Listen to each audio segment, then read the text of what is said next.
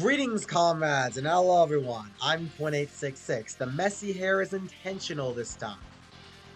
There will be no intro skit this time, more just a brief explanation before the actual video starts. This is intended to be my holiday special, or Christmas special, so happy holidays to all you viewers of the Animemories Retrospective.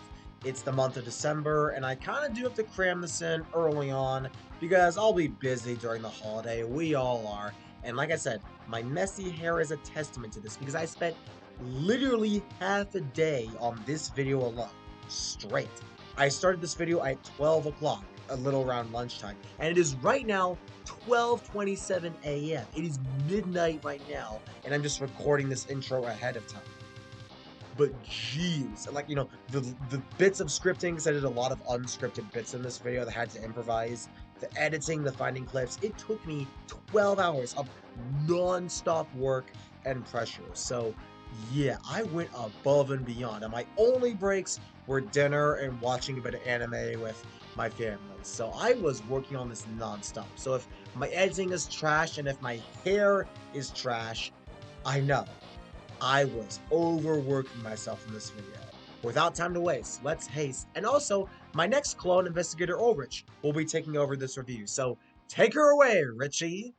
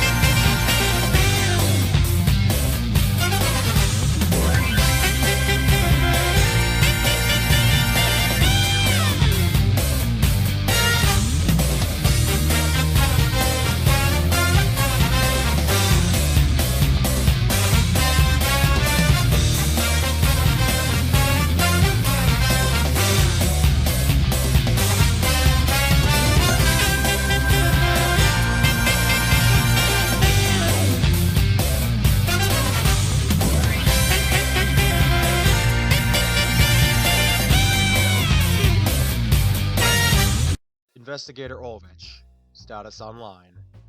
Welcome to the Animemories Retrospective, the series where Quint makes his clones go back and do reviews for him in his place. What? No! No, that's blatant lies!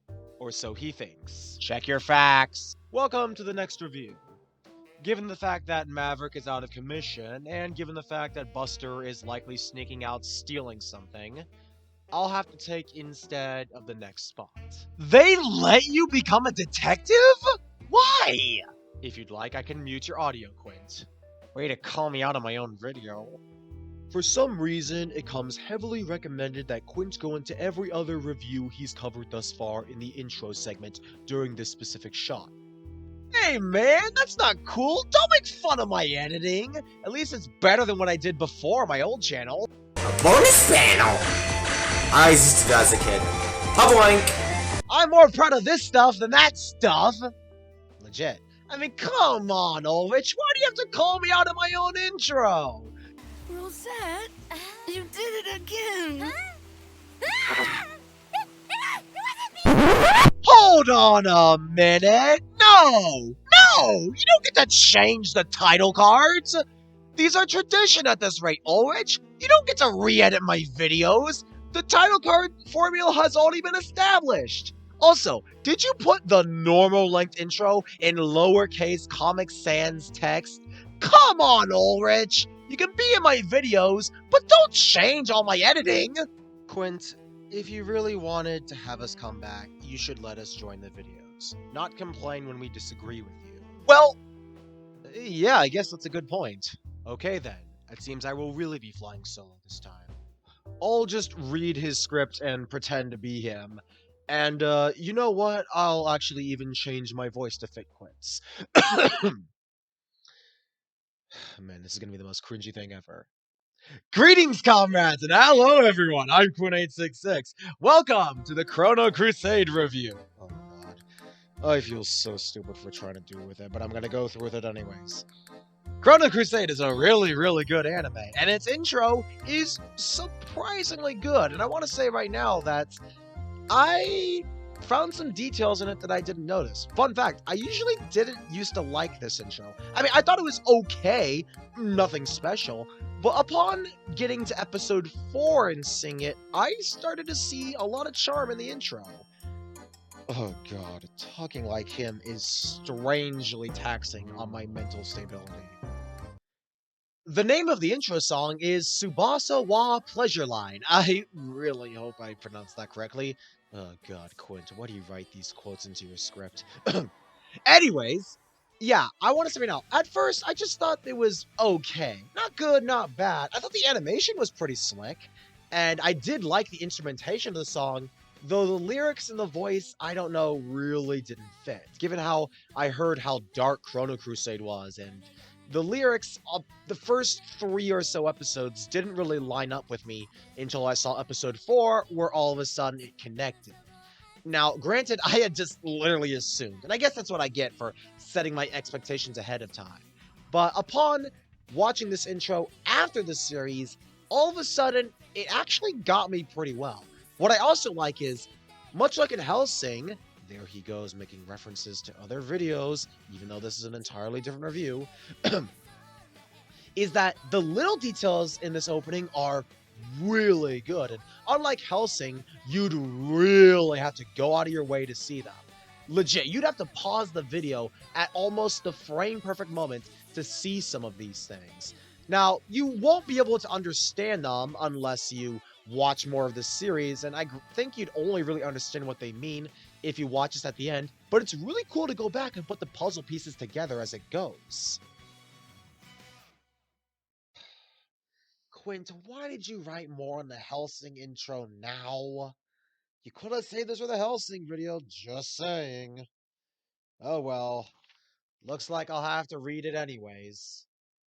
A few details I had failed to mention in the Hellsing intro because I wanted to avoid spoilers was the symbol on Alucard's glove, how the whole Living Souls of the Dead quote is under the title, the chip appearing in one scene, and in this scene right here, in addition to seeing all the main characters in the background, apart from the main villains, we see all of Alucard's forms, the bats, the hands, the dog, as well as the symbol in the background again. And one of my favorite details is the cross being in the dog's mouth at the start, but in the ghoul's hand at the very end. Man, Quint's voice is surprisingly natural. Like, I'm actually having a hard time keeping my regular voice this way. Oh, who am I kidding? You know what? I'll just keep using Quint's voice to make fun of him some more. I don't know, it's actually strangely kind of fun. I'm not gonna lie. Similarly to Hellsing, Chrono Crusade has little details in its opening as well, like showing 3 out of the 4 main characters' true forms, like Chrono and Rosette's evolved and young form, and heck, even Azmaria, a character doesn't appear until episode 3, and the whole twist of that episode was she can grow wings and that's her power, that's shown right in the intro. It's noticeable, and a few other things that are noticeable are stuff like the astral line and the house that was the orphanage. Now these details are noticeable since they stay on for longer, but there's a few more ones that go by quick, like the bird Ion communicates through, Ion standing on the beach at the very end, and one shot where literally 4 plot crucial characters, including the main villain Ion, Rosette's younger brother Joshua, one of the main sinner villains, Fiore, and the 4th party member, Satella, all flash in an instant, and you really have to pause, and these little details are really cool and surprising to notice. Again, you're not gonna know who these characters are unless you've seen the story before, or know the story yourself, but noticing it after the fact feels strangely satisfying and ironically gives this intro some replay value. I can't believe I'm saying that, but I talk about how intros are mostly pretty skippable. I mean, I skip a ton of them, but going back to this intro and noticing all these things, it kind of has a fond memory to it. Now, it doesn't make it rewatchable all the time, but its length is pretty short, its animation is pretty smooth, and once you know the connections and put them together, it's surprisingly fun to watch.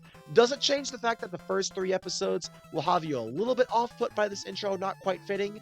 No, it doesn't really fit for the first 3 episodes, but beyond that, the intro starts to really nail it. Again, the fact that the intro isn't really good for the first 3 episodes, but is good for the rest of the series, and when you rewatch it, it fits for the first 3 episodes, is a bit of a setback, but still, it managed to recover quite well, and I can only applaud the anime for that.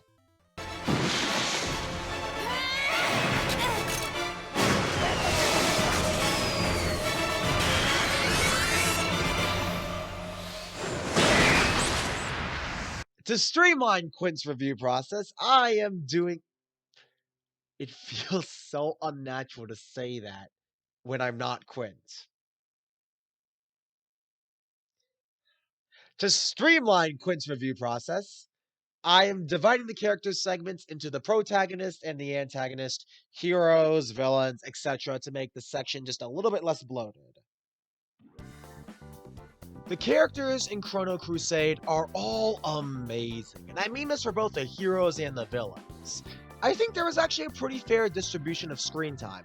Even with characters that get introduced later on, the character spread was balanced and understandable when it lessened or increased. The main characters start with Rosette Christopher, our main female lead, and something funnily enough is that she actually shares the same voice actress as another character we've covered in the retrospective, specifically Patty Lowell from Devil May Cry the animated series. Legit, they have the same voice. It's not like we had a choice. We lost everything when our luggage got carried off on that train. Could it be that you're all penniless? Well, excuse us, princess, but unlike you, we're all a little strapped for time and money. Well, I don't really have any time to spare either. I got you. Today I want my 10 ice cream cones. Just one. No way. Well, how about another game of poker? No, I'm not interested.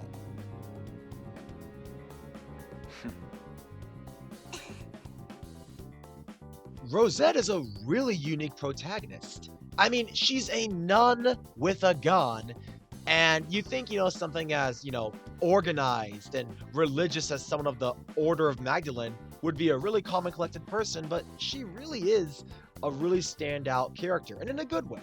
She had a contract made with a lone devil named Chrono, who, ironically enough, is a lot more meek and calm. Chrono's just a really chill dude, a devil with a really kind heart, and given the fact that Rosette took him in and gave him both purpose and power with the watch around her neck, which we'll get into in a minute, it really makes Chrono a really standout character amongst all the other demons and other portrayals of demons in anime period. And when you piss him off, oh man, you do not want to do that, he will start reverting back to his more instinctual form where he goes a bit bonkers. Now, normally, Berserk modes are really cool and always really welcome in anime. However, here, they really go overboard. And I actually mean that in a good way, with Chrono actually resisting the urge to transform, because in this universe, devils' powers come from their horns. And given the fact that Chrono lost his horns, the only other way for him to translate power is through a human contractor. That means he gets his power from humans, specifically Rosette. And every time he transforms, it slowly whittles away the lifespan of Rosette, effectively making her life cut in half, and cut even more so every time Chrono uses massive amounts of power. This makes the transformation scene really cool and really on edge when it happens, because you don't know if Rosette will waste her life force putting Chrono in a fight that they could have escaped without transforming. Early on in the runtime, they meet a little girl named Azmaria, who is being used by, I kid you not, another human who made a contract with another devil. And Azmaria, oh man, I love her. She is such a sympathetic character. Now, she's not just sympathetic because she's soft or because she was used in really bad ways. It's because she's strangely really relatable. Being a child that, while yes, given unnatural power and saying she's special, the power she has being bestowed upon God, effectively making her an apostle, has its drawbacks. You see, in this universe, people bestowed by the power of God, or the apostles, as the Magdalene Order calls it, have really unique powers, but they all come with drawbacks. Azmaria's healing and flying comes at the cost of her bringing bad luck to those around her. That's not to say the bad luck will always come true, but think of it this way, you're more likely to get into danger if you're around Azmaria. Now, if you can hold your own, you're safe, but this didn't change the fact from a lot of people, Azmaria's own family, for instance, dying because of the drawback of that power.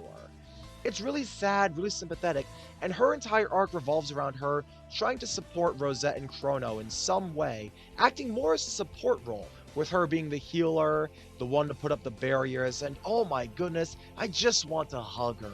She's so sympathetic, really nice, really soft, gets such a complete character arc, some of the best focus episodes, and Azmaria is simply amazing. I mean, she's not the most complex character, but her weakness really lies within her personality, and her whole struggle of wanting to be useful is actually really realistic and strangely relatable. Next on the list is Satella, the Jewel Witch, who uses jewels to both summon these giant creatures, weapons, and basically use a bunch of magic, and she's really cool. I've always said that I'm a sucker for a strong female character. No, it's not because of the step on me mommy mentality that I'm sure tons of people have with her. And I'm not one of those people, believe it or not. I really like Satella for being a strong female character who's not just there to be fan service. Much like Integra from Hellsing, I like it how she does get a really good role, and honestly, more of a character arc than Integra. Now, I would say Faye Valentine in Cowboy Bebop, but I'm not gonna lie when I say I really don't like Faye Valentine all that much. She's good, but she's my least favorite of the crew. But I'm not here to talk about Cowboy Bebop's Faye Valentine and my hot takes on her. I'm here on Chrono Crusade, I'm here to talk about Satella. Oh my gosh. Now even Quint's rants are rubbing off on me. But yeah, Satella really does get a lot of great character developments, and I like it how despite being the strong female character, she actually is used for some decent comedy. The comedy in Chrono Crusade may feel a little off-putting with how dark it gets later on, but it really shows when she softens up to Azmaria first and foremost, and ever gradually softens up to Rosette then Chrono with her grudge against devils. Satella really is a complete character, and surprisingly just as good as the other characters, despite being the last of the main four introduced as late as episode 6, I still care for her. This is the beauty of the main four, is that I genuinely cannot decide on who is my favorite character of the main four protagonists. Now let's move on to the Magdalene Order heads, or the seniors, starting with Father Remington, the ever-charming, ever-cool, and surprisingly badass minister, or father as some people call him. And he's really entertaining. He acts as a decent source of reason, but also being really lenient, and he's able to lay back, and he does want what's best for Rosette, almost acting as a mentor figure for her in some way, with Rosette being an orphan and all. He also is strangely badass, especially in the Rizel episodes, where he gets stuck in the train station with a bunch of hostages being controlled by one of the main antagonist's big 6 villains, and rather than, just being a badass and swiping his lightsaber crossword, since yes, that is literally what Remington has, he tries to handle things a more calm way, but when Rizel literally has all of the hostages point weapons at their own necks, it makes him hesitate and puts him in a really difficult position, thus having him rely on Rosette, thus showing that what he taught Rosette meant something. And in a spoiler twist, Father Remington is actually an angel that came down to Earth, so that's really cool. Next up is Sister Kate. Much like Father Remington, she acts as a voice of reason, being a lot more serious, but she does soften up to characters, starting with Azmaria and, of course, much like Satella, working her way up through the more flamboyant characters.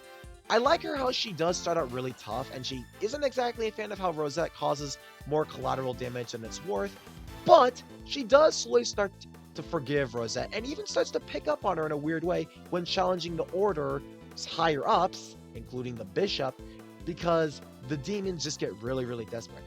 Now let's move on to the old man, the Elder Edward. He fills a kind of similar role to Roshi from Dragon Ball, with him being the perverted old man, but surprisingly he's really entertaining, and he's a decent character, making the weaponry and a lot of the technology, as well as the defense of the church. And unlike Roshi with his perverseness, he's actually never getting away with it. He almost always gets put in his place, and that's what makes him surprisingly a good character, unlike Roshi, who could just get away with it because we know how fucking buff Roshi is. Now let's move on to the 3 neutral demons. Starting from left, the shortest one being Carve, the middle one being the Duke Defoe, and the one on the right being the Earl Guryu. Also, for those wondering, yes, I did say neutral demons, since in Chrono Crusade, the demon factions are surprisingly split, downright to the point of there being a British-style ranking. I mean, we have the Duke Defoe, the 2 Earls, Guryu and Carve, as well as the Queen is named Pandemonium. it's actually kind of surprising they actually ranked some of the demons, down to the point the demons separate themselves, with the Pursuers, who are the neutral demons that followed Pandemonium, and the main antagonists, more info to come, are the Sinners. The Pursuers want to stop the Sinners, and Duke Defoe is actually sent to the Order to try and side with them to stop the Sinners and stop the greater threat. And surprisingly, Duke Defoe is really honest. However, I'll start with Carve though, the big pig demon guy, who also takes the form of the short midget that's really fat. I at first thought I was really not going to like Carve, with him being the generic pig character, but he's surprisingly funny, and actually adds a bit of comic relief to Duke Defoe and his gang of neutral demons. I don't know why, I just never find any good pig characters. Maybe because they're just really hateable like Pigma, or God forbid Whizpig from Diddy Kong Racing. But it's really surprising to see Carve be a strangely tolerable pig character, and he was actually really useful since he managed to take down one of the main villains with him. Now let's move on to the ever awesome Duke Defoe. God, this dude is amazing! I mean, his intro alone. I mean, holy crap. Okay, I'm sorry to actually break character here. I think Quint is actually getting inside my head, but I'm not gonna lie, when Quint said this character was badass in the script, he was pretty right, because this intro alone just gives this sense of, aw, hell yeah. I understand that the one known as Chrono is here. My apologies, but who might I say is asking? Just tell him the Duke is here. Defoe. Chrono? A devil. That's right, and this one's a pursuer. Steiner, back away from him. Such a rash child. I am not here to fight. Like, that intro just rocks! And given the fact that he actually sides with the Order and was actually with them and didn't betray them like you would expect, makes him just that much more likable of a character. We also see he has a habit of stroking his beard hair. Might look weird, but there's actually a purpose to it. We must cut off the source of their power. The source of their power. Jeepers, would you cut that out? Why? It really bugs me! Well, this pain is pleasant. Some could argue Duke Defoe's beard hair scratching is a habit, or even a lame attempt to make him badass, but no, they actually make it work, because later on he does this. Traitor! Listen to what I'm saying to you, boy! Ah! Ah! Like, it's weird, I know, it's weird, but never has something as out there as exploding beard hair seemed so badass. Like, how do you make something so weird that cool? It's actually amazing. Defoe! How long do you think you can hold out? Silence, fool! This is the end! Duke Defoe's voice actor nailed these lines. I actually went to look online to see if maybe it was William Dafoe. I don't know for sure, but I just thought maybe they named him that way, you know, to poke at the actor, but it's not William Dafoe. I don't remember the actual name of the actor, but the actor did a brilliant job with these lines. And fight us in your original form! He killed 100 million! We cannot allow that kind of power to be set free! You coward! Also, similar to how Carve got the honor of killing one of the big six villains, Defoe managed to not only, one, get to kill one of the villains himself, but even before that, he got an excellent flex. Like, you know, the villain that you just saw there, I will get to who that villain was later in the villain section, but, when he escapes and they have their rematch, Duke Defoe's just way of appearing and just subtly plucking beard hair at him all smugly is just such a flex. Yay, Janai! Go get him!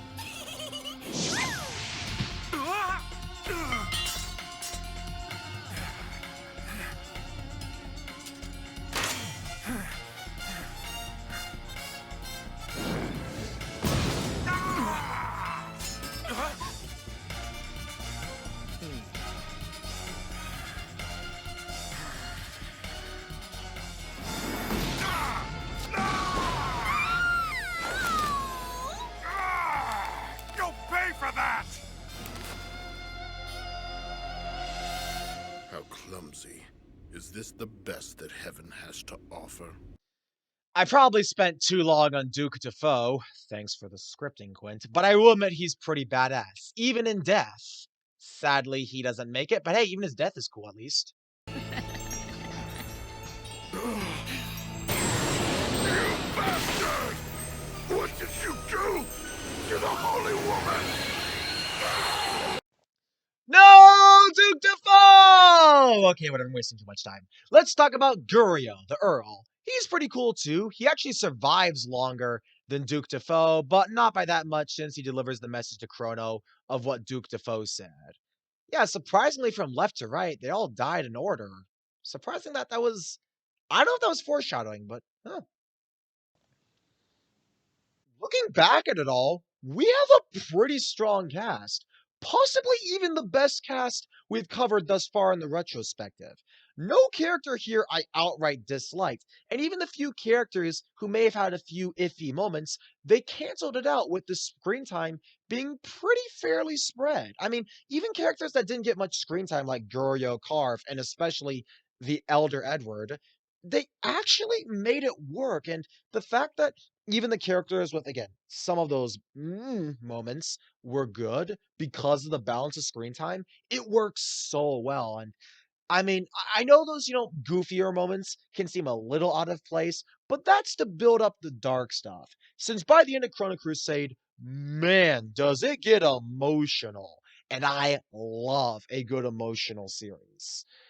Just depends on what emotion they go for, obviously, and if it's well written. And that's mainly thanks to the villains. Now, let's cover them. Azmaria! How noble. So young, yet so willing to sacrifice herself. But for naught. I'm afraid the fates of these two were preordained. No! You promised! Time to die!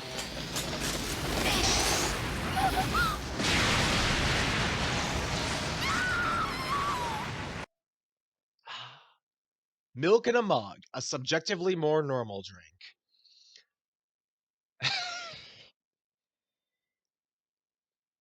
Does Quint have some ability to get inside my head? I know not. But now let's talk about the villains, who are all really amazing. It's important to note, the villains, and I mean all of them in Chrono Crusade, are really interesting and strangely political. And I mean that actually in the intriguing way. You see, the villains consist of humans and devils, understandably so. The humans, contractors, and devils, and even just humans that are in general, they're just random criminals or whatever, but that's not really that important. The demons, and I mean all of them, are born from the queen of all demons, Pandemonium, who was killed by our main villain Ion, but we will cover him later. The demons, due to the literal beheading of Queen Pandemonium, split sides, even going under separate titles to label who was in support of Pandemonium's system of balance and the ones who intended to break away from that system of balance. The Balance Keepers are called the Pursuers, who are characters like Ricardo, who had a contract with another demon called Viscount Laraye. Once again, I love the crown-style ranking with terms like Queen, King, Earl, Countess, Nobiles, Lords, etc. A few other Pursuers include Duke Defoe, Earl Carve, and Baron Gurio. The Balance Breakers, who want to break away from the system, are called the Sinners, and they are characters like Ion, Vide, and Rizel. The Sinners also have human supporters, or even a few contractors. Of course, the Sinners' contractors are more frequent than the contractors for the Pursuers, given the fact that the Sinners are the main villains anyways. However, much like the one contractor on the Pursuers' side, Ricardo, who again made a contract with Viscount Laraye, the Sinners' human supporters or contractors are a little bit deeper. For instance, we have Eliza Brown, Fiore, and even Rosette's brother, Joshua, on the Sinners' side. Now, we can begin the full list of the villains or antagonists of the week. Now, not all of them are exactly given the most screen time, and they're more often than not just used to fill in for some action in some episodes, but a few of them do have story significance, and even a few of them interconnect with one another really cleverly. Starting with the very first monster of the week, the Spider Thug, who appears as early as episode 1. He's pretty creepy, jumping around all over the place, crawling on the walls, acts for a decently scary first encounter, but we soon see that the Spider Thug turns into a horned demon, and keep note of that. Then after that, we get the Artifact Spectre, a demon that was, I kid you not, created by an ancient miniature totem artifact. It was implied Ion was controlling it, but given the fact this is the first episode, they don't exactly say that directly, nor do they even truly prove it, since, well, they don't go back to the first episode. But whatever. Then we have the Horned One, who, if you look very closely, is actually the same demon that appeared out of the Spider Thug's chest. It's really cool. We also learn from this demon that the demon's powers come from the horns, and therefore shooting off the horns will weaken the demon. So yes, this one does have story significance. In the very same episode, Rosette loses her gun, and it's picked up by a demon posing as a human, this being the Spirit Agent. However, the bullet that was in the gun actually happened to have a smaller demon possessing it, and that demon was actually the Horned One, who when it died, put its little demon power into the bullet, allowing it to regrow without its horn, and even get new power, allowing it to transform into the Hornless Spirit. Again, it was actually pretty cool they managed to make the first monster/minion of the week have 3 different forms, and you probably wouldn't even made the connection of the Hornless one, the Spider Thug, and the Horned one. Really cool.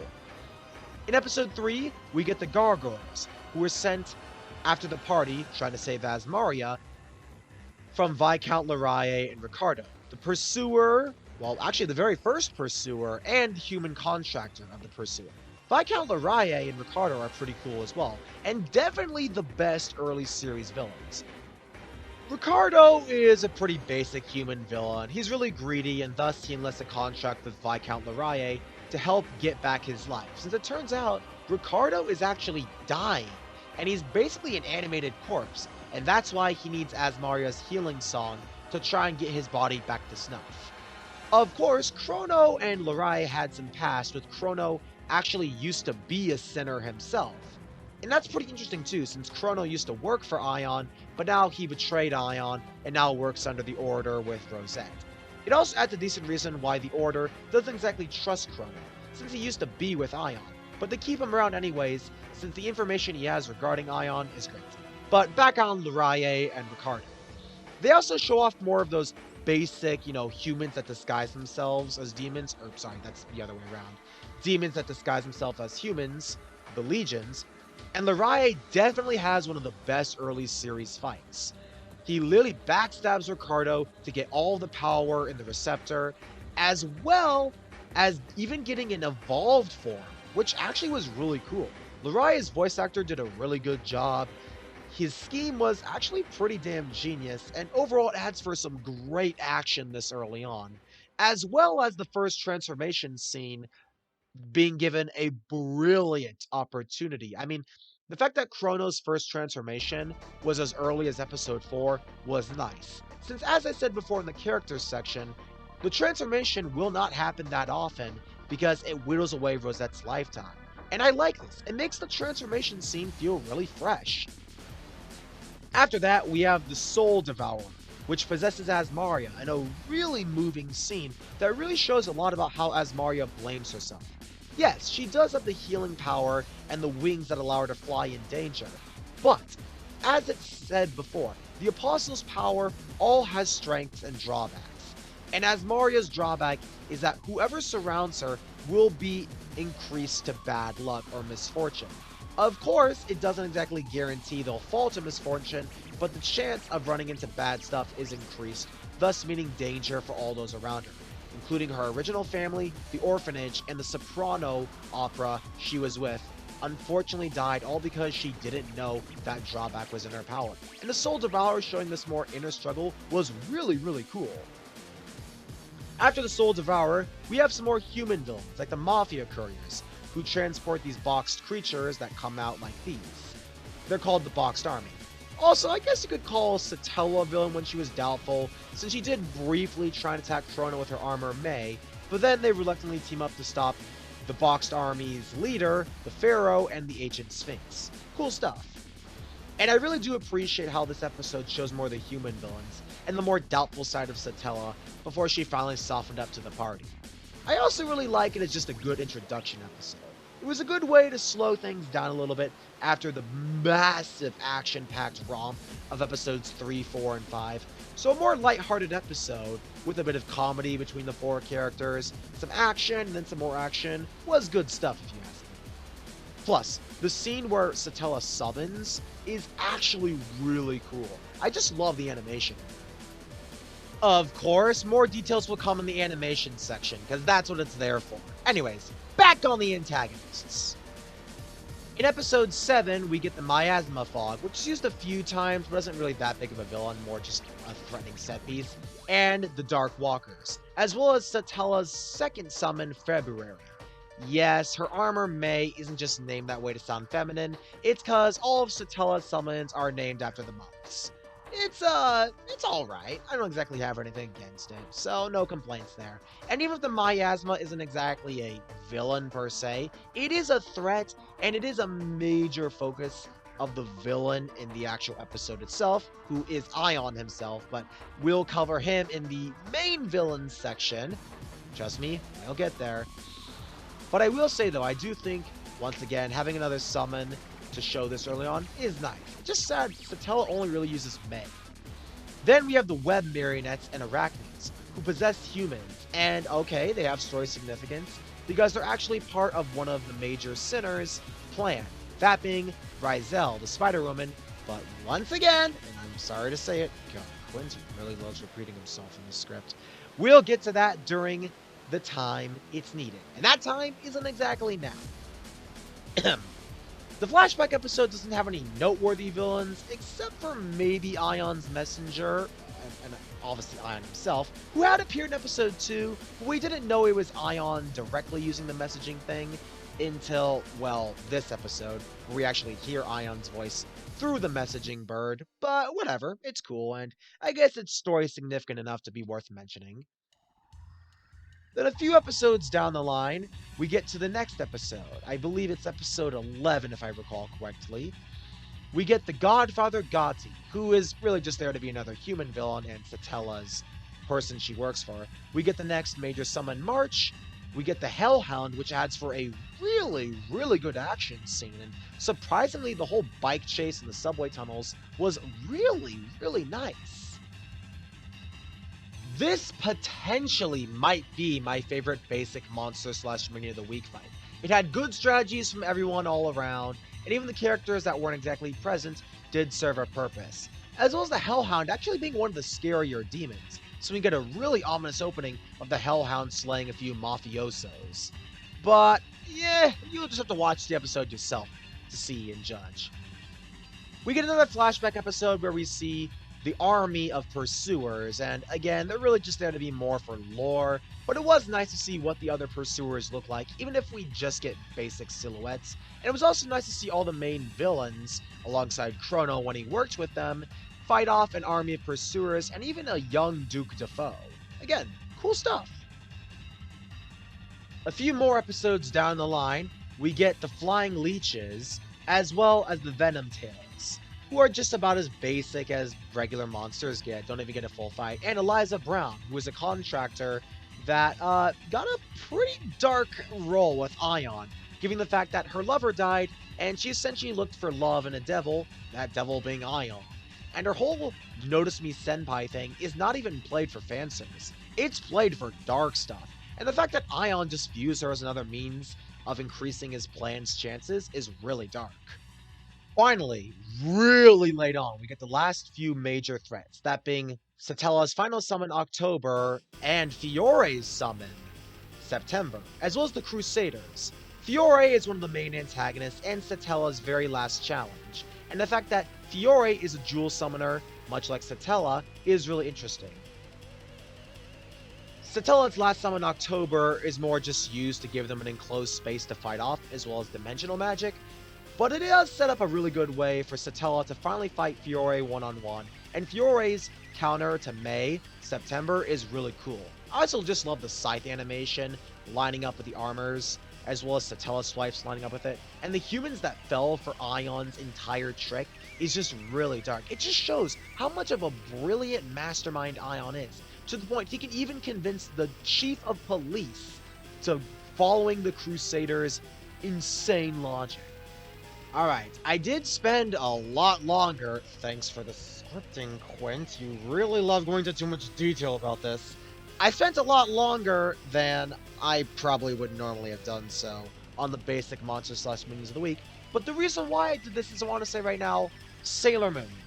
This is how you do it. You don't have to have a basic monster/minion of the week fight in every single one. In fact, over half of these don't even get a full-on fight scene. But most of them do play a role in the stakes, and the ones that did get fight scenes were well decided. And the fight scenes all around are really good. There is no fight scene in this entire anime I did not like, and it makes it surprisingly hard to pick a favorite. But now, let's cover the sinners, who are the main villains. It's also important to note that Chrono was one of the sinners too, so I'll just put his image here for the sake of, well, putting it here. Pretty obvious Chrono has some ties to the sinners being a demon and all, though I do like his voice changing when he reverts to the form he had back then. Damn you! You underestimate the power of humans.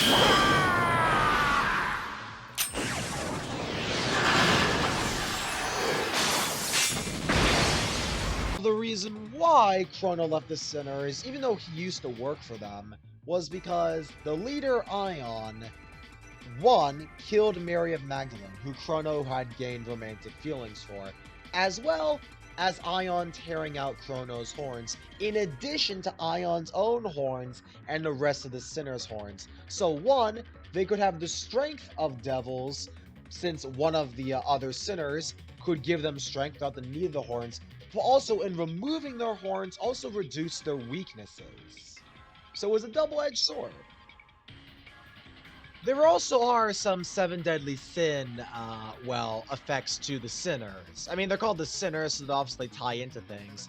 You might think a character like Chrono might be pride or wrath, but I actually think Chrono is probably sloth, given the whole time-based theme, as well as Chrono not really being able to do anything without his horns. And you might think someone like Rizel is lust, being the spider gal, but I argue she is gluttony, given how she eats a lot of people, both physically and consumes them metaphorically with her marionette puppets. Also, we have a cat gal, so I don't think you can really get more lusty than that. Anyways, the whole romance of Mary Magdalene and Chrono isn't really revealed until later on, but at the very least they do explain that Chrono is really close to Rosette because, well, no, it's really not that much of a surprise. Rosette is the reincarnation of Mary Magdalene, and that's why Chrono latched onto her, given the fact he felt like he had lost something. The sinners themselves are really interesting. The very first one, Rizel, gets a lot of really good build-up. The first episode literally just has Rizel control a ton of innocents at a train station, allowing for a really good fight. Another detail I love is how during the entirety of this episode, we don't see Rizel, only her shadow. She even gets a few scenes later on after she dies, like in flashbacks where we see her in her human form, where she goes for kind of a cowboy gig. But then after fighting Pandemonium, she got a different body. I ate them all. Rizel's voice actor packs the right amount of eerie and ominous into her performance, being the spider gal and all, her being really controlling and metaphorically and physically feeding off of others with her spider puppet marionette gag, and the fight on top of the moving train was really good. I don't know if I'm just a sucker for train episodes, and even in episode 6 of WATV, which wasn't that great, it at the very least was the most tolerable of the bad episodes of WATV. I shit on WATV a lot, but episode 6, at the very least being the best worst episode, made it somewhat tolerable. Rizel has her cowboy outfit in her human form to parallel with another character, but it's not really all that deeply went into. And her whole motivation was her wanting to be with Ion. Yep, she's a Notice Me Senpai character. Lord Ion, I fail! Next up is V-Day, who gets significantly less screen time than Ryzel. I know what you're thinking, what? Ryzel died first? Well, V-Day only really gets one episode where he's that much of a focus. Although I admit he's still cool, his voice actor puts a lot of punch. Crusade, now!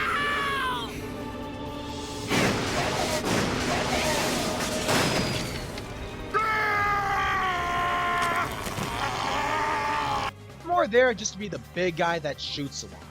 Huh, he kind of reminds me of Monev the Gale from Trigon. That's a strangely accurate analogy. I'm not gonna lie, Quint, that was actually pretty accurate.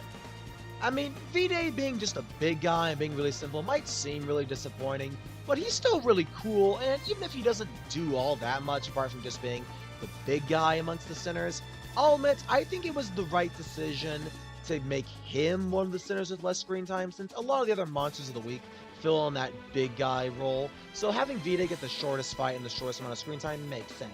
And he's still cool, I just think he could have used a little bit more to him. More lines, more screen time, and more of a personality. He doesn't talk too much, but it doesn't stop from a satisfying death.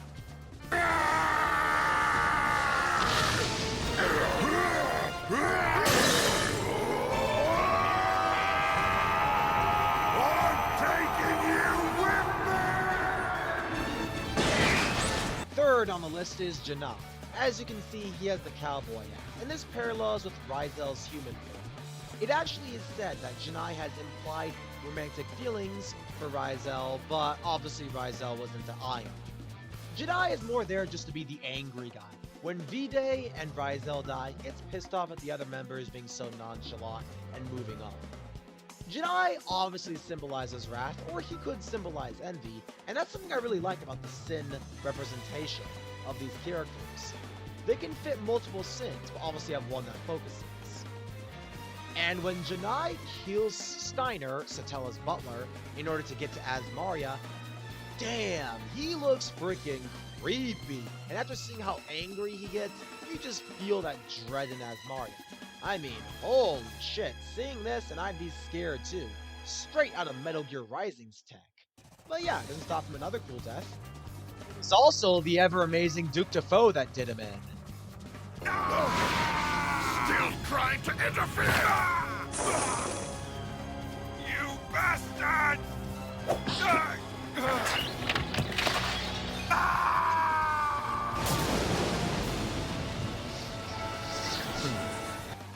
Next up is Shader. She obviously symbolizes lust, being the cat gal, source of comedy, and her first scene is pretty much proof of this.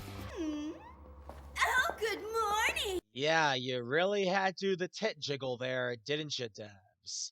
Yeah, that is totally subtle, just saying. Shader actually, much like V-Day, doesn't really get a lot to work off of. I mean, we see she's the one that's more in the technical support, being the one that helps make the support and the system for Ion using Pandemonium's head to change the system, as well as just being one of the more eccentric characters. It's more there to be comedy and add more lightheartedness amongst the villains, downright to her preparing a reception party for Joshua. Heck, even during the festival episode, she even dresses up as a rabbit and then tries to put dog ears on Janky, which I'll admit was pretty funny, because Janky's just having none of this. I mean, Janky already lost V-Day and Ryzel, so he's just ready to see everything go down. I mean, Shader's not the most complex character, and she's always just there to be fan service, but I will say though, she is pretty entertaining and doesn't outstay her welcome. Father Remington being the one to kill her was also a pretty good flex.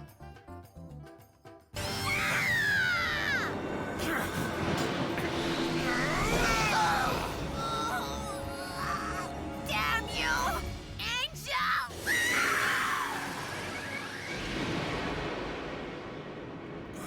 Azmaria! Remington! Now these next three, the most important ones, are easily the best ones if you ask me. And that makes sense given the fact they give them the most screen time.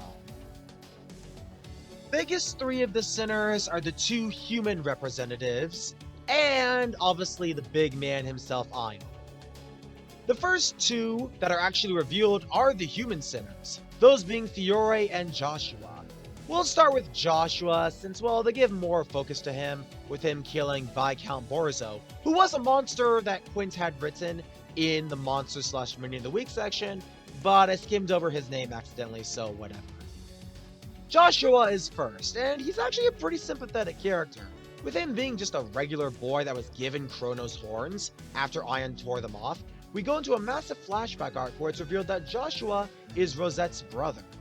In fact, half of that flashback episode was literally just Joshua demonically slaying most of the orphanage by freezing them and dying. And it's just like, damn, it's pretty gruesome. Seeing Joshua go insane with the power ringing in his head, downright to Ion making the voices make him go insane. I mean, Ion really picked up the favor of possessing Joshua with Chrono's horns, because it revealed Joshua is actually one of the apostles, just like Azmaria. As well as having Fiore be the one to take care of him and fill in the role for his big sister, since some memories were not erasable.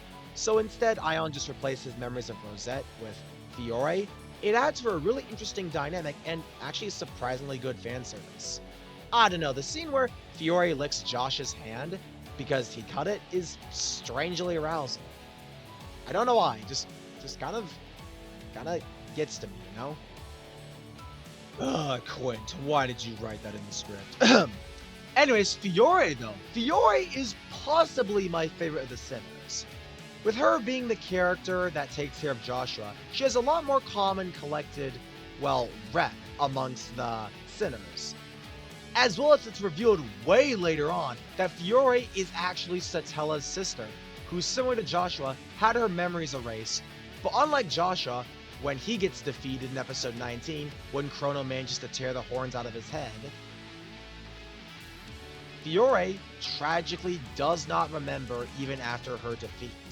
And it is really sad too, considering Fiore got one of the best fights, some great dynamic drama between her and Satella, and I mean, I think this might be my favorite of the Sinner fights. It's hard to decide, the fight scenes in this anime all around are so good, but Fiore is really up the bar for the interesting strategies, duo dynamic with both Jewel summons. It was just amazing.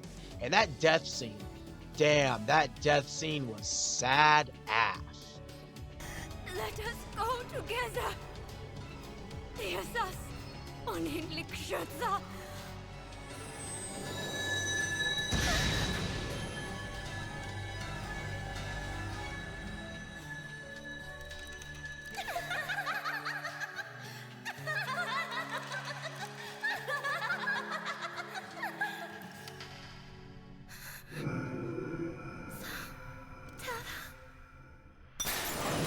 Alright, I've been putting it off for a while, but now let's talk about the great evil Ion, who is blissfully demonic.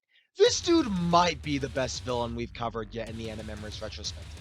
They just give him this sense of dread and ambiguity that is just so damn good. I mean, as a villain, Ion might seem a little bit generic at first, but when reading deeper, damn.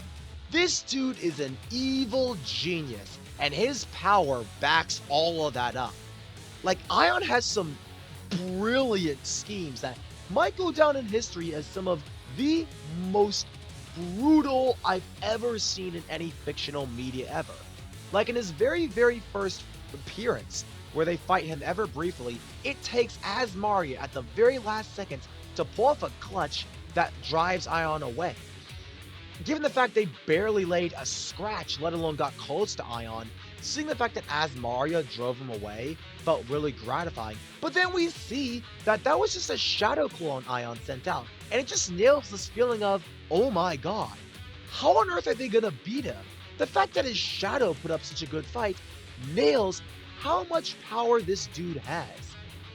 This dude is also brilliant in manipulation. I mean, he literally kisses Rosette in front of Chrono, all to get inside of Chrono's head and piss him off, forcing himself into another transformation, making more of Rosette's lifespan whittle off. I mean, this dude just knows what he's doing, and it goes even beyond the main characters. Like Satella, for instance. Let me tell you an old story. Long ago, in a land of black forests, there lived a very powerful family. A family that could draw beasts from precious stones. Jewel summoners. But they were wiped out all too easily. They were attacked by a lone devil, and there was nothing they could do. But there was a single survivor amongst them. One life spared on a devil's whim. A young girl left behind. You've grown up beautifully, haven't you? Sartella Harvenheit?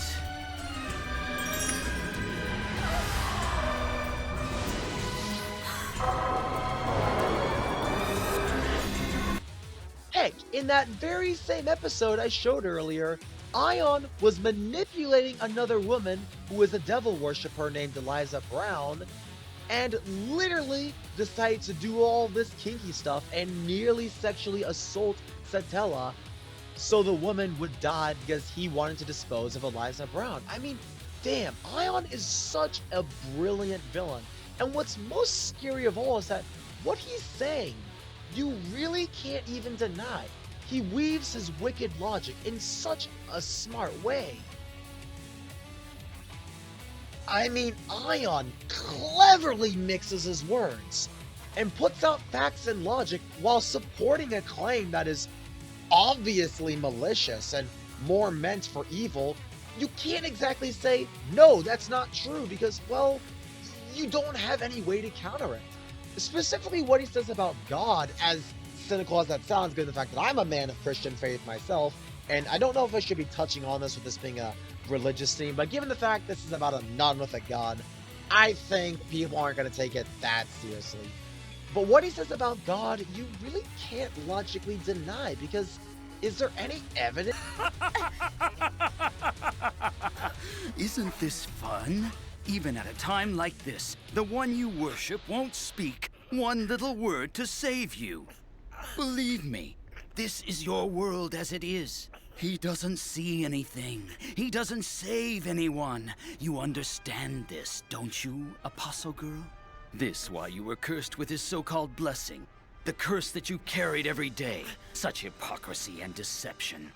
He's not but a minor villain, oozing honeyed words and destruction. Grown arrogant from his own inflated ego. You're God! And what about you, our young Apostle Girl?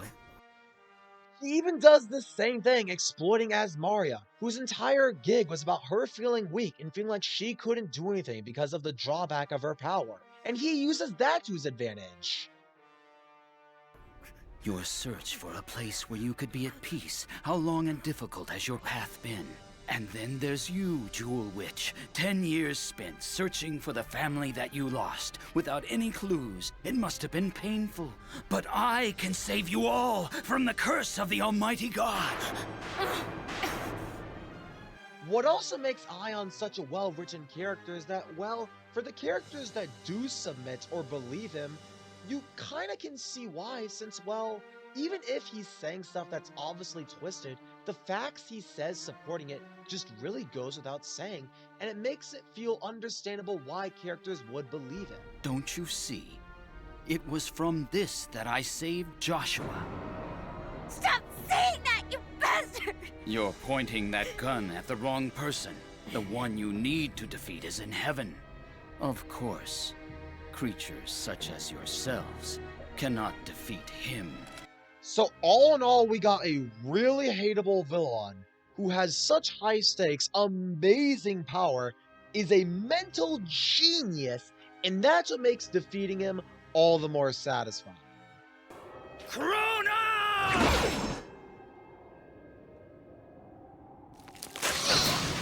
Why hast thou forsaken?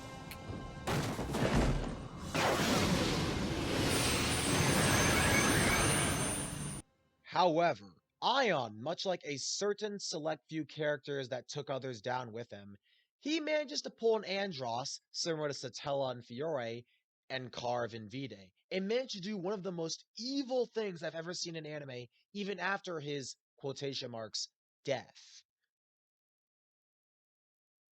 My name is Rosette, and my brother is Joshua. This is great!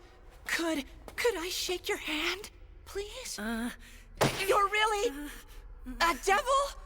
Wow! A devil! Chrono Crusade has some great stuff in it. Legit, visually, I can think of almost nothing bad. And even the few things I could think of, I really don't think are that big of a deal.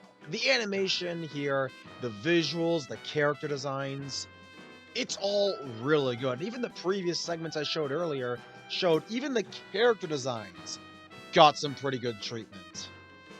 A remark was made in the CCS review that the animation there was good for the time. Maybe just okay by today's standards, but the character designs were all really good, even if a few facial features could be wonky here and there, and a lot of reusing locations was used to cut corners. However, the action scene magic, and especially something that I personally will admit Quint was right on, the fact they gave Sakura new outfits was a lot of effort, and I'll give credit there. I am not kidding you when I say this is probably some of the best visuals we've had and probably will ever have in this retrospective. I mean, Chrono Crusade does nearly the same thing as Cardcaptor Sakura with all the different outfits, but rather than it being one or two characters, they do with nearly everyone. Rosette with her different outfits, we have Azmaria and Chrono, heck, even in the Christmas episode. Yes, there is a Christmas episode, and it's absolutely adorable. They give Rosette a Santa Claus outfit, and Chrono a reindeer outfit. I mean, this stuff's adorable. As Mario has her coat and her mittens, it's just, I love this. I mean, the character designs are also really lovingly accurate. The goofy scenes and the goofy animations fit really well. The sad scenes have really emotional stuff that makes you almost sync with their facial expressions. And the attention to detail in this anime is absolutely astounding. Like, legit. If there's an anime I could give credit to attention for detail, Chrono Crusade is topping that list in the visuals department alone. I talked about how in the first episode, the spider demon became the horned demon became the spirit mafia agent guy, and then the spirit mafia guy became the hornless demon spirit. And take for instance, in the flashback episode, Father Remington looks the same as he did back then, even though Rosette and Joshua were children, and you wonder why. But again, as I said in the characters segment, it's because Father Remington is an angel. And it goes even beyond that with other characters. I mean, like I said, the visuals here are amazing, and I do not know if we will find another anime with this good visuals. Gun X Sword might have more detailed characters and more dark themes, but the attention to detail here is high af. Like in the transformations, even they feel amazing, both in animation and in just standalone image display. I mean, people, these are some visuals I absolutely dig. It's got cartoony stuff, dark stuff, and even some outright scary stuff. Heck, even the villains got the outfit treatment, like Janai, who went from this cowboy hat wearing dude to this red-eyed Metal Gear Rising wannabe. And then we have other characters like Shader, who starts off as a generic cat gal demon, but then she freaking becomes a dressing bunny on a festival. This is amazing! This is some top quality animation from 2003! I mean, this is 2003 animation, people. You hear that, Hellsing? Chrono Crusade did it better. And boy, does it show. Because not only is Chrono Crusade's standalone shots somewhat better, but good lord, the motion shots here are smooth as heck, and they are like eye candy to me. Not in the sexy eye candy way, I just mean the oh my god, this is amazing. I'm invested on the visuals alone. The fight scenes show this the best, with how much they really want you to be invested with the animation, whether it be Chrono's transformation scene, Satella summoning, Fiore summoning, and the fact that the fight scenes just have such smooth, clean animation that really, once again, has great attention to detail, I have to applaud. I mean, I really love the Fiore and Satella fight alone for the animation, but there are more things to it than that. And even then, it's still really hard to select a best fight scene when they're all so damn good with this beautiful animation. I mean, for instance, Rosette's gun upon impact and firing, has cross-like explosions that appear for a very brief moment with every hit. Again, really good attention to detail. We have fluid motion shots, characters' faces, and whatnot, not just standing there. And even when there is standing there with things like the marionettes in the episode with Rizel, or when Fiore gets hit and has remained unfazed, it actually fits and really does not feel lazy. The animation here, they went above and beyond, and boy, it shows. It's not even just the fight scenes either. Even some of the funnier scenes are actually really well animated. What also is amazing is that even during the fights, they can pull off funny stuff. Like, for instance, when Azmaria does Holy Water and hits Chrono, the fact that he screams getting hit by it, it feels so natural. And I almost would never say that in the middle of a fight and accidentally hitting your ally because of friendly fire flowing natural. The fact that Chrono Crusade does it is a massive compliment. And even the funnier scenes or slice of life scenes are really entertaining just because of how well it's animated.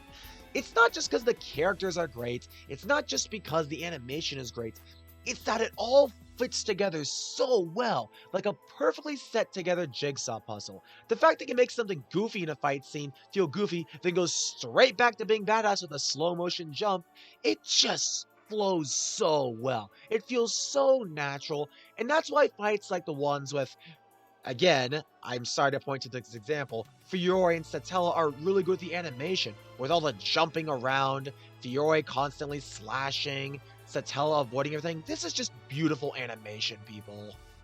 It is hard. It is hard. Having seen Gunnex Sword and comparing it to this is really hard. However, given the fact that Gunnex Sword came out in 2006, it probably will be better, though it also will have a higher bar to clear coming out in 2006.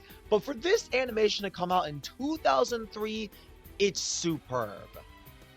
Keep in mind, 2003 had animes like this and this with visuals that were okay but a bit inconsistent. Hellsing Classic and Fullmetal Alchemist 03 are still amazing animes though. Figured I'd say that before any people get the wrong idea. Rosette Christopher. Rosette! Bad dog.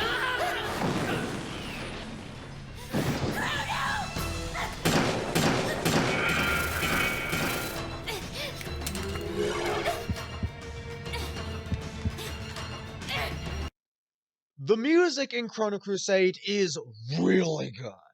I'm not sure how I would rank it against the other good soundtracks we've covered thus far, though I will say though that it's definitely up there, so much so that it's even appeared in a few of my videos before this one.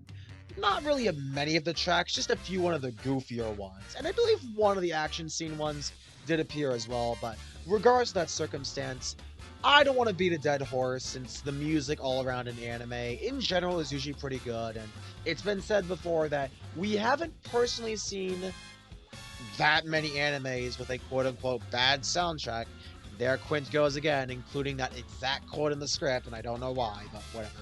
My point is, I want to spend more time to talk about the audio in different ways. However, it'd be hard to do that since I've already covered the voice acting, since that is a little bit hard to do when I want to show clips. What I do want to talk about are the sound effects. The sound effects are really interesting. If you saw on that title card, the sound effect Ion has when teleporting is really good sounding.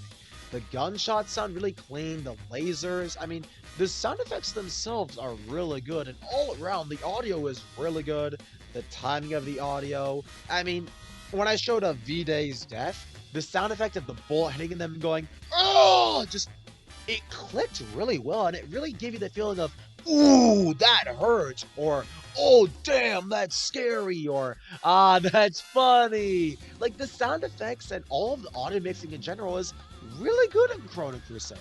There are a few times where the volume might be a bit quieter or louder for some characters, but that's usually when a character is more in the background or whatever, so that makes sense. And all in all, the audio is really good. I don't really need to pull out any specific examples, since we've beaten a dead horse about anime and audio by this review.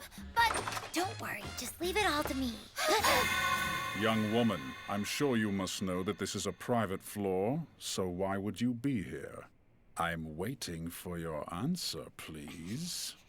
Well, folks, we finally found it.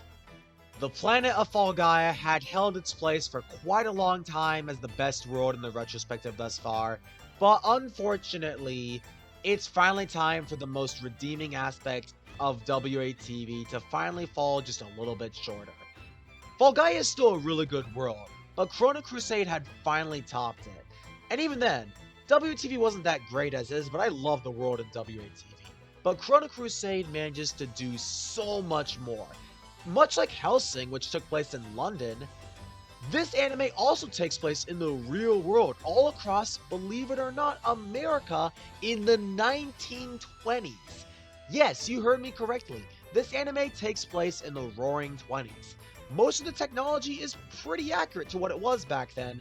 Of course, with things added in, with characters with magic, and the mad scientist Edward, who works for the Order, coming in to throw a wrench into that works every now and then. But overall, it's really accurate, and the world here is surprisingly varied, despite how realistic it tries to be at times. In the world, that is. 1928 America, which is what I'll just call this world, even if it sounds a little bit weird, is brilliant. It beats Fall Gaia by just that little bit. For one, surprisingly making a world that tries to be realistic strangely fit. Do you want a ruined battlefield where you fight two of the sinners? Do you want a happy, funsy festival where all the characters are trying to have fun, just live their life late on in the series, have some more, well, laid-back times, only for the villains to appear later on? Do you want an entire casino episode with the theater? And that's probably one of my favorites because we know how much I love gambling episodes, and seeing Rosette in the slot machines and try and tempt Chrono with sexual temptation was strangely funny, then proceed to go outside into a gargoyle chase. I mean, people, this world is amazing. 1928 America beats Fall Gaia, and it's about time too, since I kinda was feeling bad for going to Fall Gaia for almost all of my world comparisons. We have, similar to Fall Gaia, 2 episodes that take place mostly on vehicles. There's a blimp in episode 4, which adds for some really great sky fights, and a ruined building blimp style looks really good on the steampunk tech. We have a train episode that's actually better than the WATV one, since it actually uses clever motion shots, goes outside of the train, there's actual action, the characters' lines are a lot wittier. I mean, this is way better than the Fair and the Fall Gaia Express, and it has story significance with Rizel attacking. I mean, people, this world nails it for me! I don't mean to sound like I'm overpraising, but it does so much. Do you want to have Ion attack the main cast in Central Park? Because the anime does that, and it does it really, really well. Heck, there's even a deep, dank sewer chase that goes into the subway during the Hellhound. You can make the sewers and the dark subway interesting. That's brilliant! The fact you can make the sewers and the subway an interesting location, I think speaks volumes. I mean, people, this world does so much. It even has some scary locations too, like the mines, where Ion kills Eliza and then tries to get intimate with Satella, only for the group to save her before Ion does some of the most unforgivable shit we could have seen on camera, but thankfully they don't actually show it. The world also expands upon other things, like showing most of the Order in the church in the Christmas special, which was really nice to see more of the church, more of the locations in the church. We saw stuff like the lab and the outsides, but a lot of the indoor locations of the church hadn't really been shown.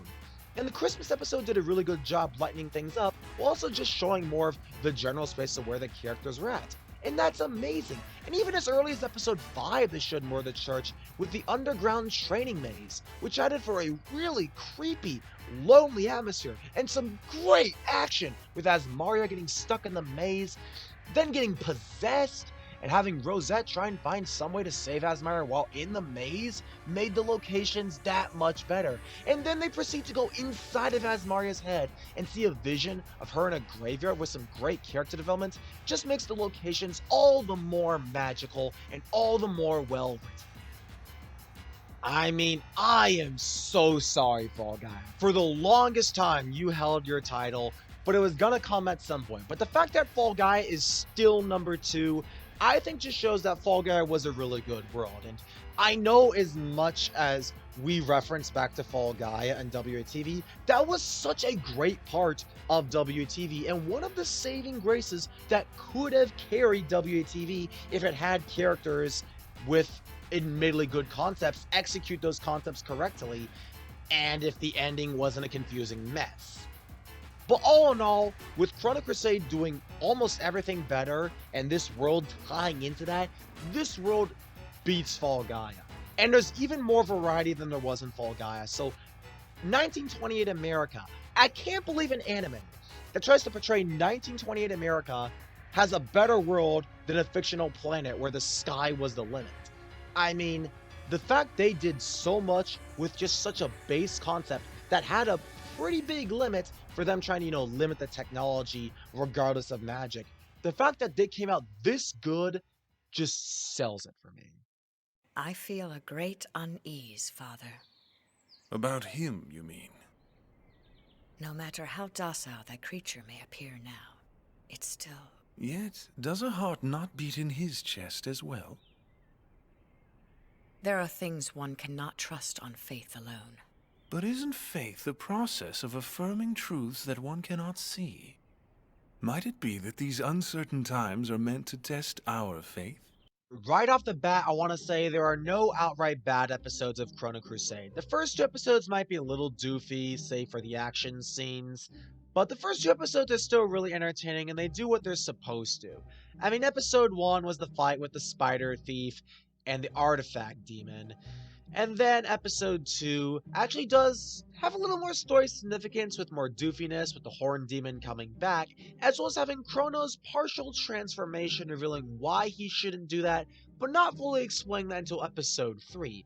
This episode also shows how much Chrono cares for Rosette, as well as why Rosette needs Chrono to not be angry, so that's all good. We also get the scene at the very, very end with Joshua and Fiore, as well as Viscount Borzo, and I had that really, actually, surprisingly decent fan service scene at the very, very end, again with Fiore licking Joshua's hand. I don't know why, it just kind of turns me on. But then we get to episode 3, a casino-themed episode, and we know how much those are good to me, and it's a phenomenal one. Episode 3 really picks it up, as we get the great villain Viscount Lerai. The casino set piece was really good.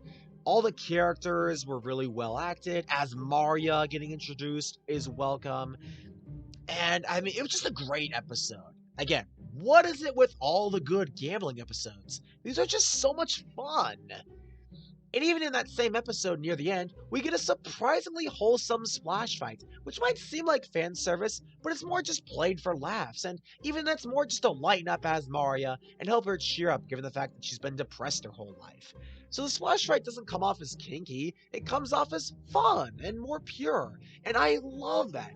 Chrono Crusade's fan service for the most part isn't kinky. Now, okay, there are a few exceptions, like Fiore and the Cat Gal shader specifically, but here they do it really well. And episode 4 continues off of the casting episode, effectively making 3 and 4 a two-parter, where they defeat Viscount Lerai and Ricardo on the blimp. Again, a Casino two-parter transitioning to a blimp episode? That's rad! Then episode 5 is the training maze with Azmaria. It was creepy! I mean, it wasn't nearly as spooky as the Mine episode later on, but seeing Azmaria get possessed when she's just so pure, cute, and adorable was really tense.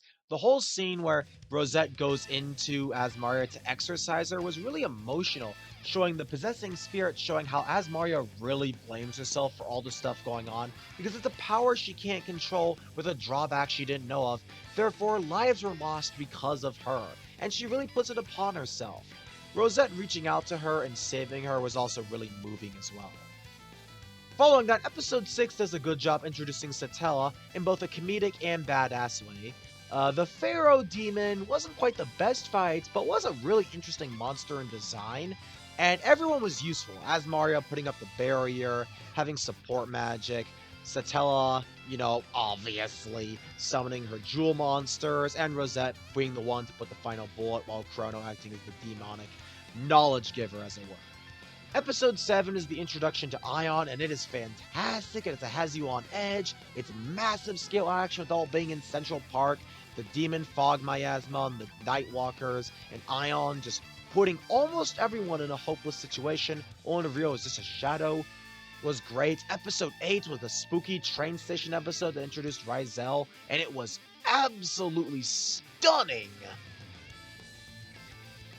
I mentioned this before, but I love how we do not see Rizel. We hear her voice, we see the arachnid demons possessing the marionettes, and all the hostages, the humans, the action, the atmosphere was amazing this episode. It was a great introduction to Rizel and the rest of the sinners.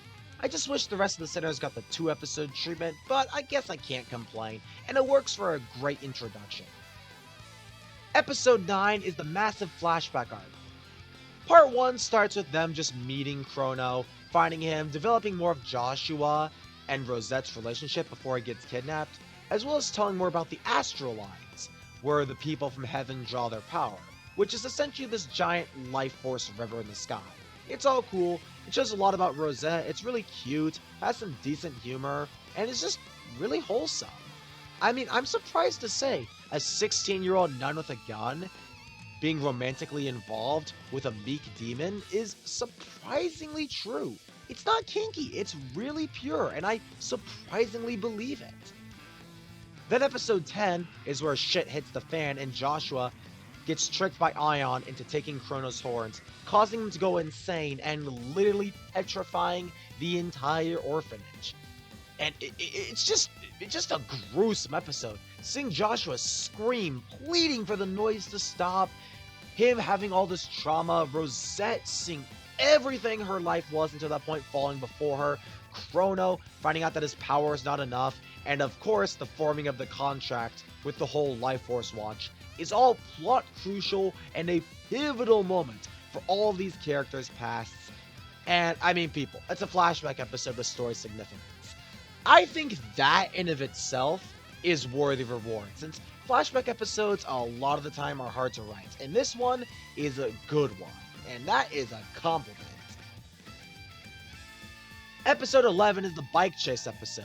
I know it is a little weird for them to have a motorcycle this advanced in the 1920s, but it does add for decent comedy on Edward's behalf. The whole bike chase setup was really good for the subway action scene. The Hellhound was actually really dark in the opening. I mean, obviously, it's literally a shadow dog, so why would it not be dark? But hey, it is called the Hellhound, and it is true to its name. The whole anime is true to its name as well, with the entire anime being called Chrono Crusade. It really is a crusade for the times, or a crusade of the ages. Bad joke. Anyways. Episode 12 is the Christmas special, and it's really good at lightening things up, taking a break, giving Azmaria a decent focus episode, being really cute, being really pure, and it actually really fits given the whole religious aspect, so of course they'd celebrate Christmas.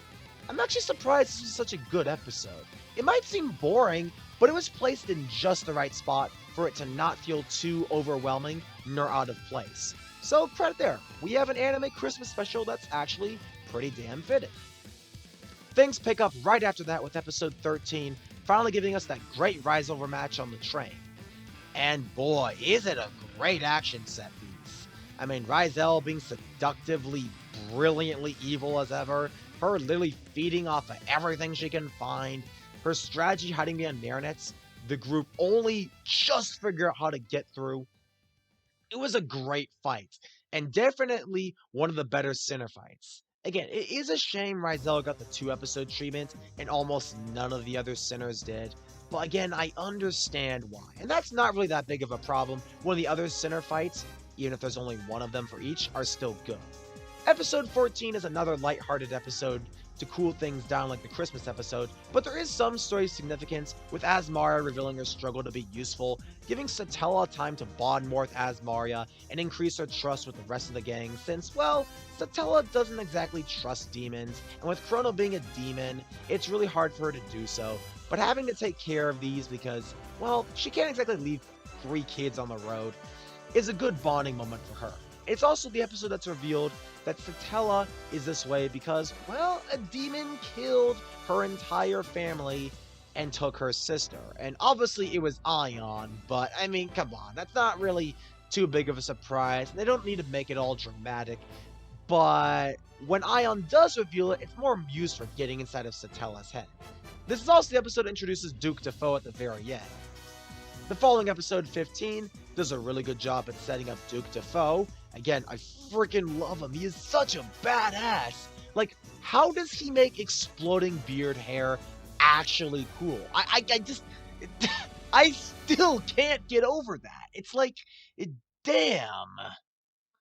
But yeah, episode 15 does a good job at setting up Duke Defoe, the other pursuers, the other characters bonding more and more, has more plot revelations about Mary Magdalene, a brief flashback midway through that shows Chrono back in his days as the Sinner, has good story significance, decent build up, and also seeing Ion and the rest of the Sinners in their lair doing their plan, as well as comparing the old Sinner designs of how they were back then with their horns to the designs they have now is actually pretty intriguing, and once again, credit to the animation department for actually animating almost every character with a somewhat new outfit or appearance in most of their major appearances.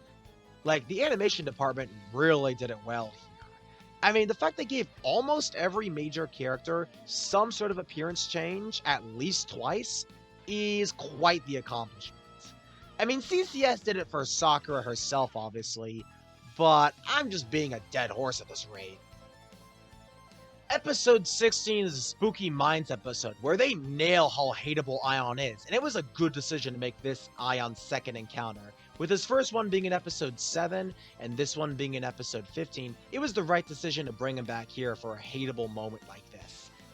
They nail Ion as a villain, people. Then episode 17 is the fight with Janai and V-Day. And it's a really good fight, as Duke Defoe heavily contributes. He got some great flexes. Carve pulled an Andros against V-Day. Just an all-around great fight.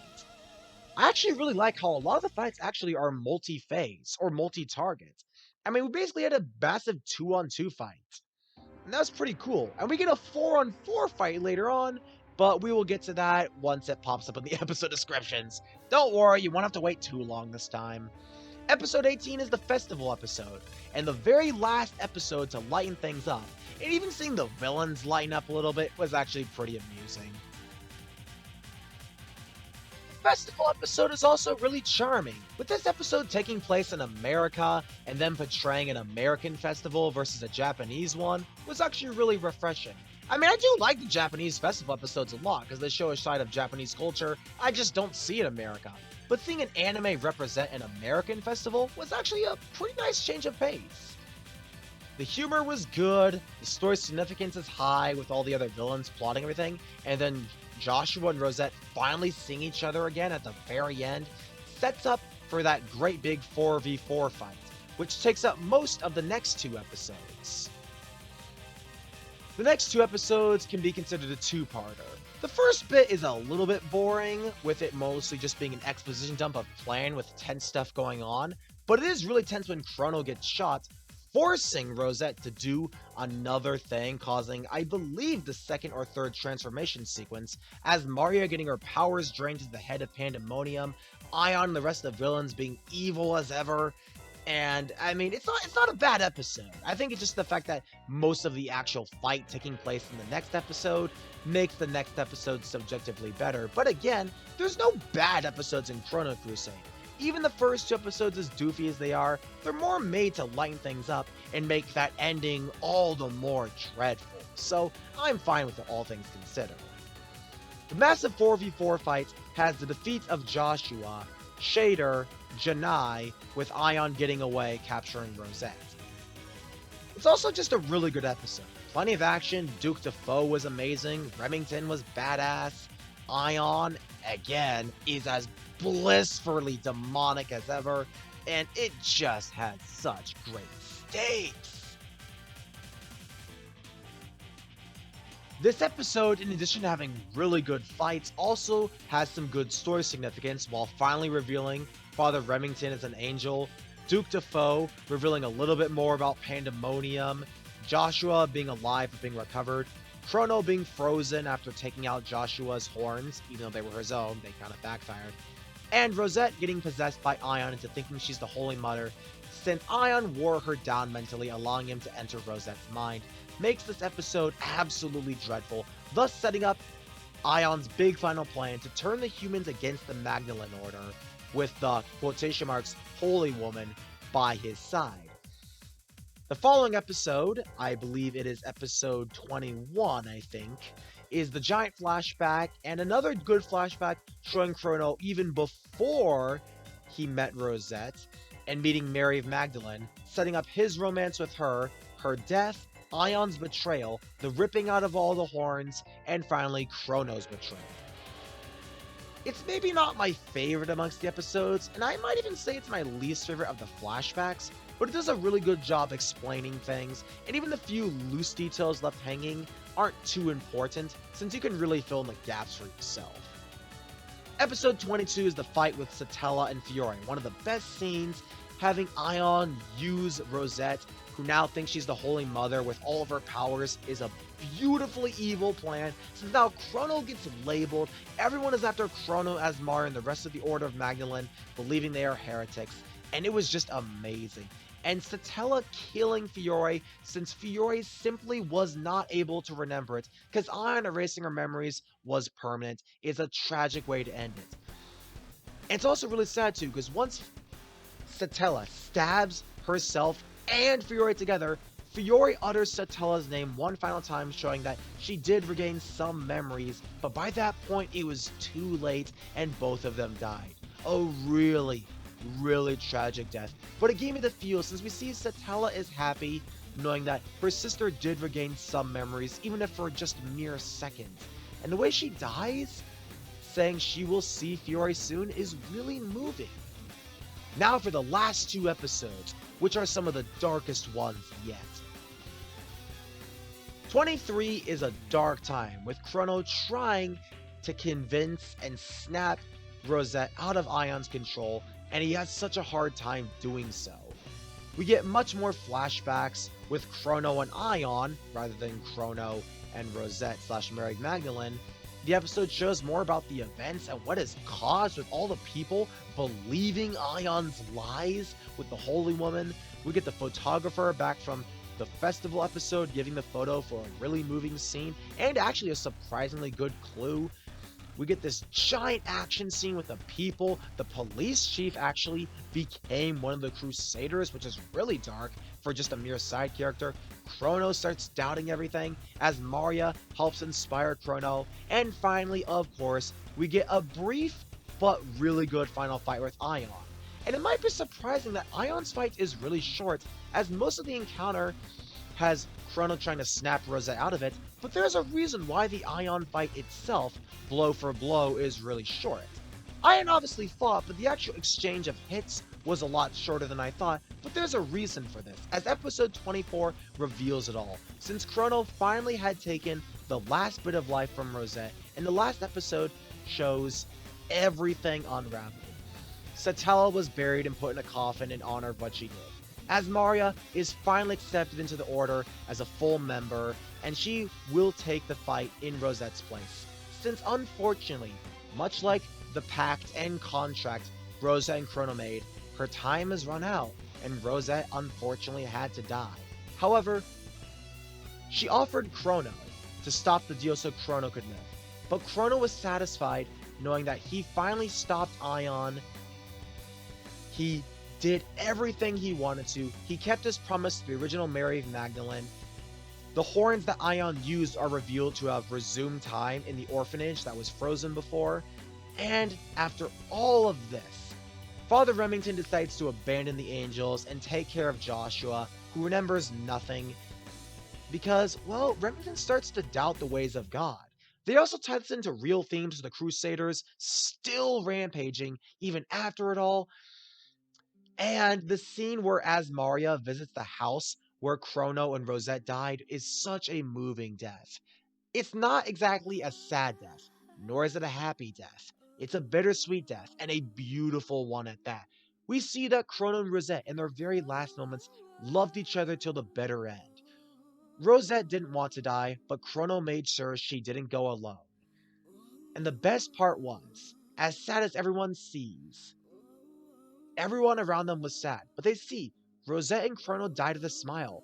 It's really hard to cry out of pure sadness when they look so peaceful on their deathbed.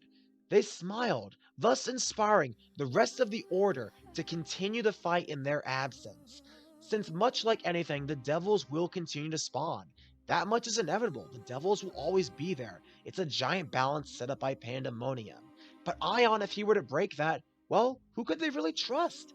Ion was a devil, so it's not like they could just let Ion break the system or break the system for themselves. It goes against what has been set up. And then, finally, the very, very last scene is an ominous one at that. Since we see Father Remington go to the Capitol, and after all these really nice shots of seeing the people continue to carry on the fight Rosette left off, we see Father Remington fall down and see a revived Ion reveal that he is the devil. The Order of Magdalene will continue fighting, but Ion cannot die. He is the one true devil. He is Satan. He is Lucifer. And as long as the Order fights, he will too. It's an endless fight and an endless cycle, much like the one Pandemonium set up.